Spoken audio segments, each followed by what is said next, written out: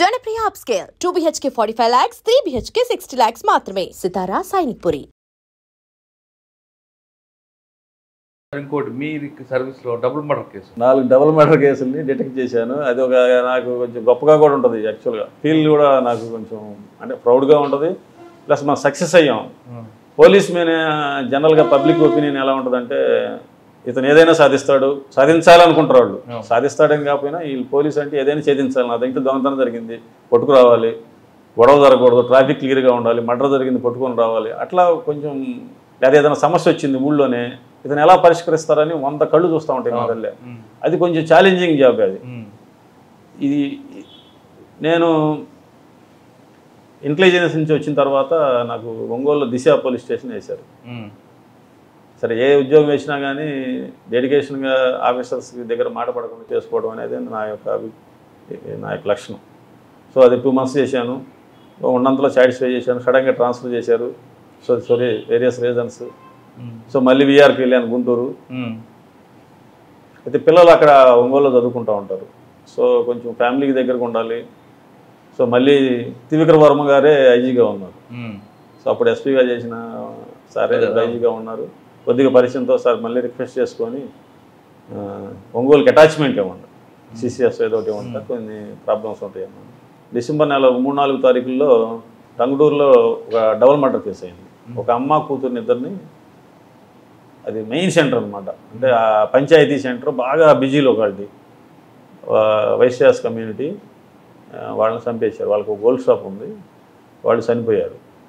కొంచెం సెన్సేషనల్గానే ఉంది. దానికి ముందు నవంబర్ నెలలో పూసపాడని ఇంకోళ్ళు మండలంలో అక్కడ ఒక డబుల్ మర్డర్ అయింది. అప్పుడు మల్లికా గారు ఎస్పీ గారు మేడం గారు, ఆమె మేడం గారు కూడా పోస్టింగ్. అది కొంచెం ఎస్పీస్ కూడా ఒక గదర ఉంటుంది మేడం ఎవరికైనా కానీ. ఒక డబుల్ మర్డర్స్ ఒకే జిల్లాలో 2 అయినాయి. అవి మర్డర్ ఫర్ గెయిన్స్ అంటే ప్రాపర్టీ కూడా పోయింది అక్కడ.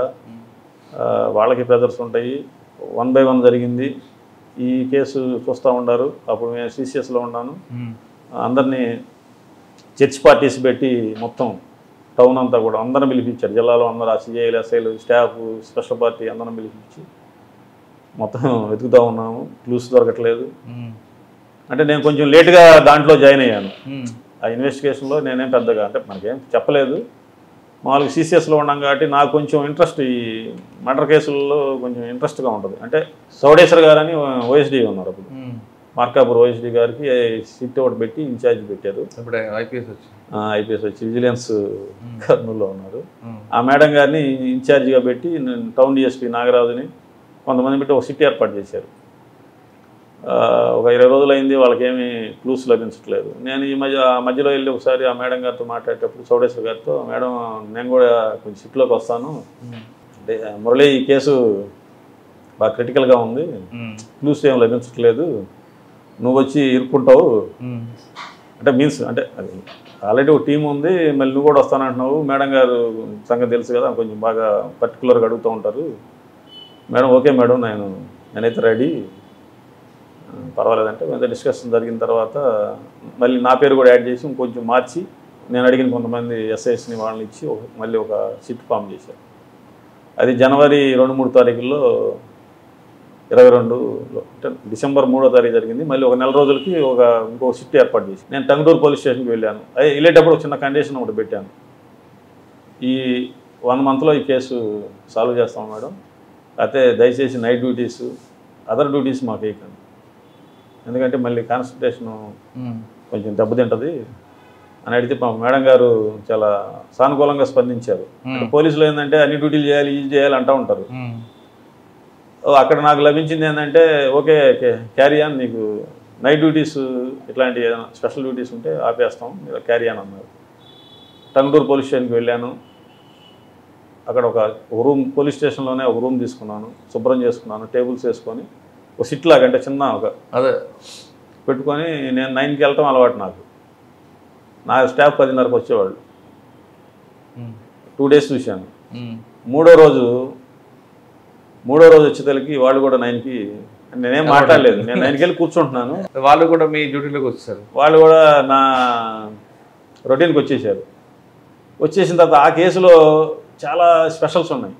ఎట్లా అంటే నేను ఆ కేసు టేకప్ చేశాను అనగానే ఎవరో ఫ్రెండ్స్ ఉంటారు కదా, ఏం చేస్తున్నావు మురళి అంటే ఇట్లా టంగుటూరు డబుల్ మర్డర్ కేసు, ఏది ఆ భర్త చంపాడు అదేనా, భర్త చంపేది వాళ్ళు పబ్లిక్లో ఎలా వచ్చిందంటే హస్బెండే చంపేశాడు అని ఒక పుకార్లు గాసిప్స్ నడుస్తూ ఉన్నాయి. పోలీస్ ఆఫీసర్కి ముఖ్యమైనది ఏంటంటే ఏదైతే బయట పబ్లిక్ అనుకుంటున్నారో వాటిని కూడా క్లియర్ చేసుకోవాలి.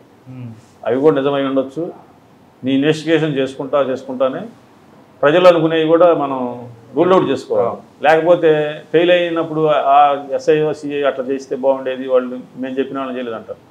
సో మొట్టమొదటి నా టార్గెట్ ఏంది, హస్బెండ్. మొట్టమొదటి వారం అంతా కూడా హస్బెండ్ అతని యొక్క భర్త యొక్క వ్యవహారాలు ఫోన్స్ అవన్నీ అతను చేసుకొని 1 వీక్ తర్వాత ఎస్పీ మేడం గారికి వెళ్ళి కనపడి, మేడం భర్త మాత్రం ఈ కేసులో ఇన్వాల్వ్ లేడు, అతను కూడా పిలిచాను భర్తని, వాళ్ళ కూతురు ఉంది ఒక అంటే ఒక కూతురుని ఒక భార్యని చంపేశారు, ఈయన ఒక కూతురు మిగిలారు. ఆయన వచ్చాడు ఒక రోజు, ఏంటండి ఏమనుకుంటున్నారో జనాలు అంట. అదే సార్ మా అమ్మాయి కూడా డౌట్ పడుతుంది సార్, నన్ను నేనే చంపాను అనుకుంటున్నారా. ఒక 1 వీక్ తర్వాత పిలిచి మీరు ఈ మర్డర్ చేయలేదని చెప్పాను. వీళ్ళు పట్టుకోపోయినా ముందు నన్ను చేయలేదని చెప్పారని ఆయన చాలా కళ్ళం నీళ్ళు పెట్టుకున్నాడు.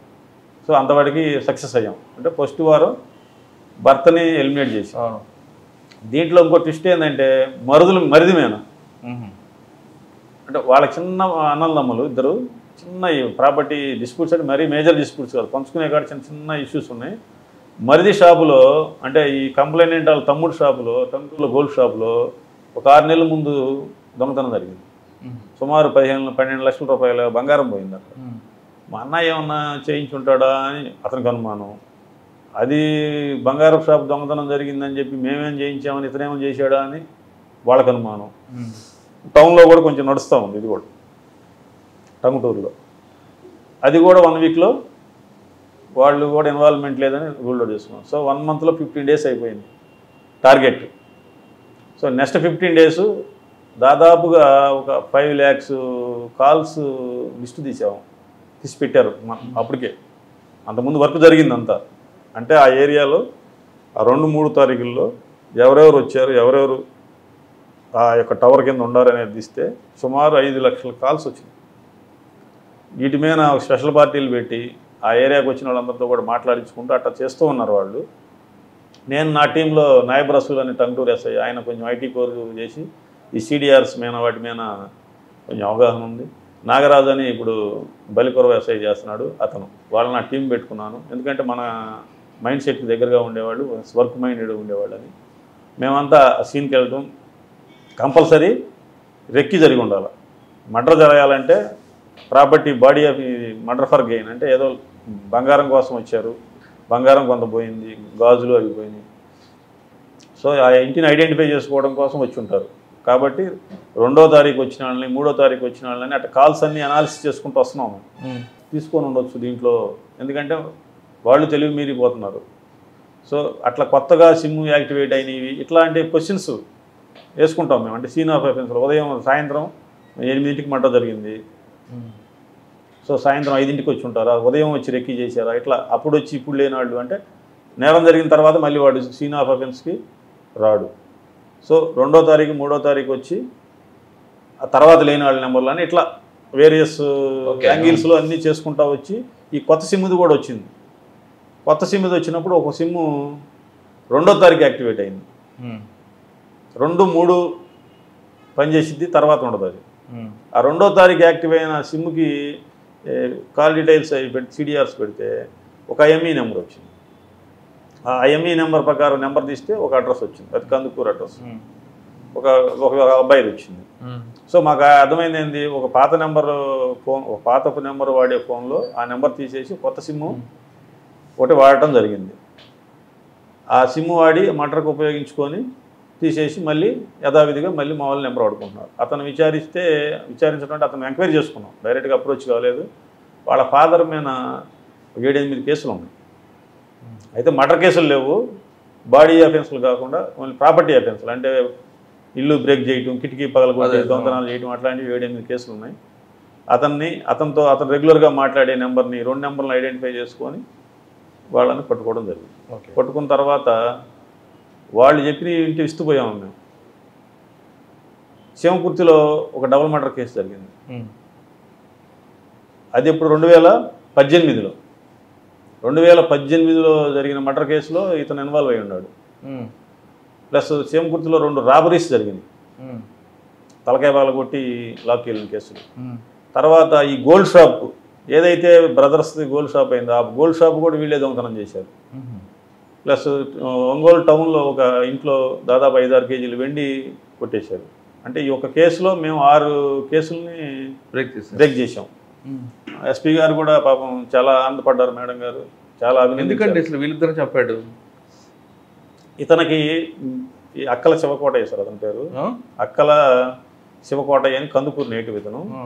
ఇతను బేసికల్గా వడ్రంగి పని చేసుకుంటూ ఉండేవాడు. ఇతను చెడు సవాసాలు ఇవన్నీ కూడా అలవాటు పడి దొంగతనాలు అలవాటు పడ్డాడు. 2017లో ఇతను అత్తగారి ఊరు చేమకుర్తి వచ్చి వైశ్యాస్ని టార్గెట్ చేసుకుంటాడు ఇతను. ఎందుకంటే ఒంటరిగా ఉంటారు, వీళ్ళు తక్కువ మంది ఉంటారు, ఒంటరిగా ఉంటారు. ఒక పగలు 11 గంటలకి వాళ్ళ ఇంట్లో ఎవరు లేని సమయంలో వెళ్ళి ఒక లేడీ అప్పుడే స్నానం చేసి వచ్చి కొంచెం అంతా రెడీ అవుతూ ఉంటే ఆమెని ముసలామని తలకాయ మీద రాడ్డు పెట్టి కొడతాడు. తలకాయ మీద రాడ్డు పెట్టి కొట్టి చైన్ లాక్కుని వెళ్తాడు. తర్వాత వైశ్యాస్ కమ్యూనిటీ టార్గెట్ చేసి శివకుర్తిలో 2 టార్గెట్ చేశాడు. టార్గెట్ చేసి 2 చైన్లు తీసుకొని వెళ్ళిపోయాడు. వాళ్ళు కూడా ప్రాణాపాయ స్థితికి వెళ్ళిపోయారు. అంటే దాదాపు చనిపోయేదాకా వెళ్ళి బతికొచ్చారు వాళ్ళు. అంటే అంత బలంగా కొడతాడు అతను. తర్వాత ఇంట్లో ఎందుకు జరిగిందండి? ఇది గోల్డ్ షాప్ ఉంది వీళ్ళకి. టార్గెట్ ఏంటంటే తక్కువ సమయంలో ఎక్కువ సంపాదించుకోవాలా, బంగారం ఉంటుంది గోల్డ్ షాప్ కాబట్టి వీళ్ళకి ఇంట్లో కంపల్సరీ బంగారం ఉంటుందని టార్గెట్ చేసుకొని అతను వాళ్ళ హస్బెండ్ గోల్డ్ షాప్కి వెళ్ళటం అంతా రెక్కీ చేసుకొని గోల్డ్ షాప్లో ఉన్నాడో చూసుకొని ఆ ఇంటికి వెళ్ళి వాళ్ళ మీద అటాక్ చేస్తాడు. పెప్పర్ స్ప్రే కొడతారు. పెప్పర్ స్ప్రే కొట్టి వాళ్ళు కళ్ళు ఎడబెట్టడంలోనే ముందు అమ్మాయిని పొడి చేస్తారు, విచక్షణ రహితంగా కొడుతారు. అమ్మాయి ఏం చేసింది? చూసింది అందుక ఇంట్లో ఉంది కాబట్టి. తర్వాత అమ్మ వస్తుంది, అమ్మని పొడి చేస్తారు. వాళ్ళ దగ్గర పెద్ద ఎక్కువ కూడా ఏం దొరకవు. ఆ రోజు 4 గాజులు చైన్ ఒకటి దొరుకుతుంది. ఆ యొక్క పడవటం అనేది ఎలా ఉందంటే ఏదో సెక్సువల్ జెలసీ కోసం చేసింది ఏమని చెప్పంటే డైవర్ట్ అయ్యారు. అంటే పోస్టులో ఉన్న ఆఫీసర్స్ కూడా కొంత ఏమైందంటే వేరే ఏమైనా కారణాలు ఉండి ఉంటాయి అని. ఎందుకంటే మామూలుగా ఏదైనా ప్రాపర్టీ అఫెన్స్ అంటే ఏదో గొంతు కోసారు, మళ్ళీ ఏదో ఒక కోటు పొడుస్తారు, గొంతు కోస్తారు. వీళ్ళు 15-16 కోట్లు పొడిచాడు ఒక మనిషికి. అంటే అంత కొత్త అతను అంటే ఈ రామకోటయ్య ఎంగేజ్ చేసిన అతను కొత్త ముద్దాయి అనమాట. వాడికి తెలియదు మర్డర్ చేయాలని కాదండి, వాడికి కొత్తదనం కాబట్టి ఏదో ఆవేశంలో మనిషి ఇన్ని పోట్లు పొడిస్తేనే చచ్చిపోతారు కావాలనుకొని పొడిచాడు వాడు. అవి 2 అది మెయిన్ కారణం. అది దాంతోపాటు ఈ చేమకుర్తి డబుల్ మర్డర్ కేసులో ఒక ట్విస్ట్ ఏంటంటే వీళ్ళు చనిపోయిన దానికి ఒక పారిశ్రామికవేత్త కారణం అని చెప్పి అప్పుడు గోలు పెట్టారు. వాళ్ళకి ఏదో చిన్న ల్యాండ్ డిస్ప్యూట్ ఉంది, దాని మీద నడుస్తూనే ఉంది. అది ఆయన గ్రానైట్ వ్యాపారి, ఆయన మీద నడుస్తూ ఉండేది. ఆయన కాదని ఎవిడెన్స్ దొరక్క మేము పట్టుకునేదాకా కూడా అది అతని మీద అపవాదు నడుస్తూనే ఉంది. ఇతనని తేలిన తర్వాత అది ఆయన బయటపడ్డాడు. ఆ కేసులో కూడా సార్ మీరు తల్లి కూతురు డబుల్ మర్డర్ కేసులో ఆంట పట్టుకుంటే ఇవి వచ్చాయి, కానీ ఇంకొక డబుల్ మర్డర్ కేసు జరిగింది కదా పోతవరంలో 2015లో డబుల్ మర్డర్ కేసు జరిగింది. అది వచ్చేసి అది వైశ్యాస్ కాదు ఎస్పీ మేడం ఉన్న టైంలో 4 మర్డర్లు జరిగాయి. 2 మీరు సిట్లో ఉన్నారు, మరో 2 ఆ 2ది అది వచ్చి ఇంకోలు మండలం పొసపాడు గ్రామంలో కూడా వాళ్ళు కూడా ఊరు బయటలో ఉంటారు కొంచెం. అంటే అక్కడ ఎవరు మేల్ ఫీమేలా? మేల్ భార్యాభర్తలు ఇద్దరు, వాళ్ళిద్దరు భార్యాభర్తలని వాళ్ళిద్దరే ఉంటారు. వాళ్ళని చంపేశారు.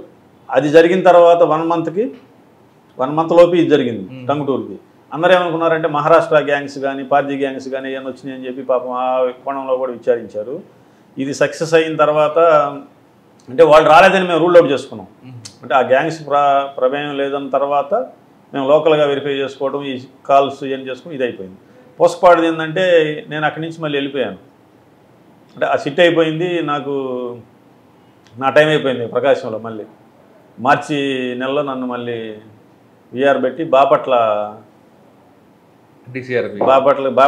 లేదు, బాపట్ల 4వ నెలలో జిల్లాలు ఫామ్ అయింది. 22 ఏప్రిల్ 4 జిల్లాలు ఏపీలో ఫామ్స్ అయింది. బాపట్ల జిల్లా ఏర్పడింది. మళ్ళీ విఆర్ పెట్టారు ఒక నెల. మేలో నాకు బాపట్ల జిల్లాకి అటాచ్ చేశారు. కానీ ఆ కేసు ఉండిపోయింది అలా? ఆ కేసు అట్లానే ఉండిపోయింది. అది ఇక దాన్ని ఇక ఇది డిటెక్ట్ అయిన తర్వాత అది అట్లానే ఉండింది. ఇప్పుడు కాదు.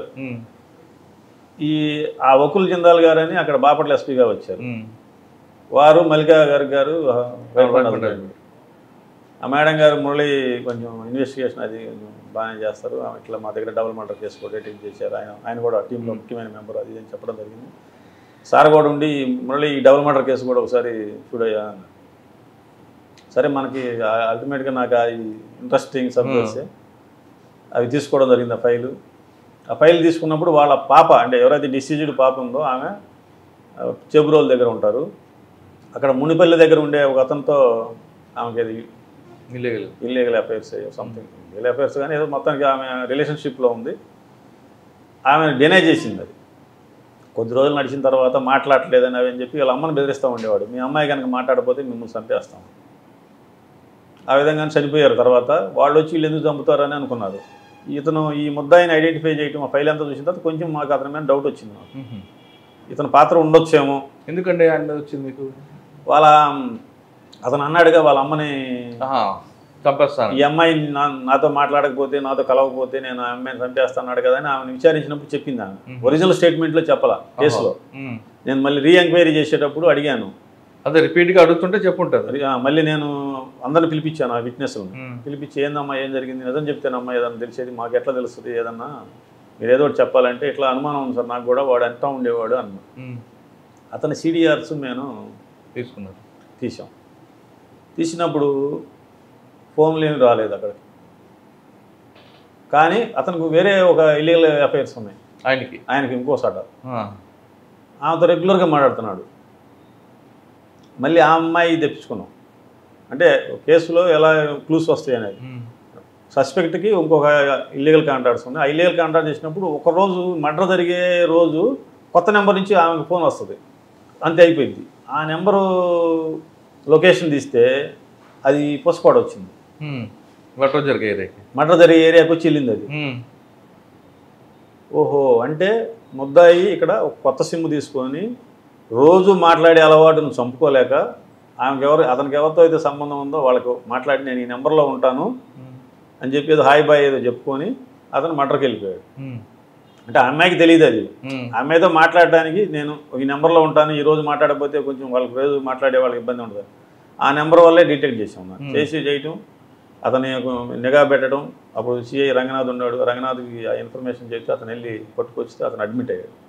జస్ట్ పట్టుకొస్తేనే అడ్మిట్ అయ్యాడు అతను. తీసుకురాగానే పట్టుకోగల అర్థమైపోయింది అతనికి, సార్ నేనే చేశాను. ఎందుకు చేశాడట? ఇదే ఆ అమ్మాయి నా దగ్గర రావట్లేదు, మా పిల్లలు పెద్దాళ్ళు అవుతున్నారు, నేను నీతో రిలేషన్ మెయింటైన్ చేయలేను. అంటే అమ్మాయి పెళ్ళయింది? పెళ్ళేం పెద్దామే, పెద్దామే మ్యారేజ్ చేసుకుని అక్కడ ఉంటా. అతను భర్త లేడా మరి? భర్త లేదు. పిల్లలు పెద్ద అయ్యారు, నేను రాను, నీతో కలవడం ఇప్పుడులా మాట్లాడటం కుదరదు అని అంటే ఆమె బెదిరిస్తాడు వాళ్ళ అమ్మని కూడా. మీ అమ్మాయికి నువ్వు చెప్పు లేకపోతే నేను చంపేస్తానని. నేను ఎందుకు చెబుతాను మా అమ్మాయికి, దానికి సంసారం ఉంది కదా అది అని చెప్పి ఆమె నిరాకరించిందని ఇంట్లో ఉండే ఇద్దరిని, తల్లి కూతురుని కాదు తండ్రిని అమ్మని. తండ్రి ఏం చేశాడు మరి? ఇంట్లో ఉన్నాడు కాబట్టి ఐడెంటిఫై చేస్తారు కదా వాళ్ళు. అప్పుడు కూతురు ఉందా? కూతురు లేదు, కూతురు వాళ్ళ చెబ్రోల్లో ఉంది. అంటే అట్లా ప్రకాశం జిల్లాలో మల్లికా గారికి మేడం గారి టైంలో జరిగిన 2 మర్డర్ కేసులు కూడా నేనే డిటెక్ట్ చేయడం జరిగింది.